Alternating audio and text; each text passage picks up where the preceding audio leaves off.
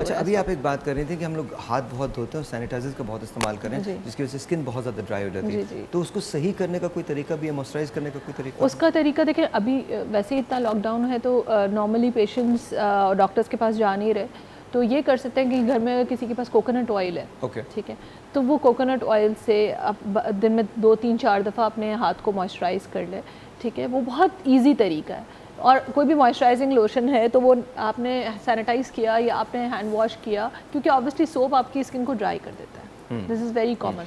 तो फिर आप उसको उससे मॉइस्चराइज़ करें, वरना बहुत सारे पेशेंट्स को ऑब्वियसली एक्जिमा हो जाएगा। अच्छा, इनकी बात को मैं आगे बढ़ाऊंगा।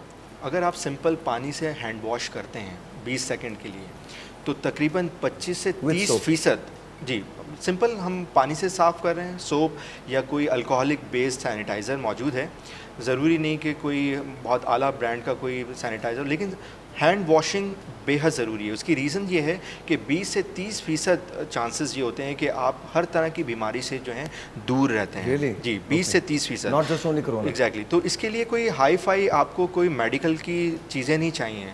सिंपल आप पानी जो है आपके पास मौजूद है, आपके पास सोप मौजूद हैं, सैनिटाइज़र हैं, दैट्स वेल एंड गुड। अगर मौजूद हैं, आप अच्छी तरीके से 20 सेकंड या 30 सेकंड तक आप हाथों को धोएंगे तो इस बीमारी से या इससे ख़तरनाक बीमारियों से भी जो है आप दूर रहेंगे।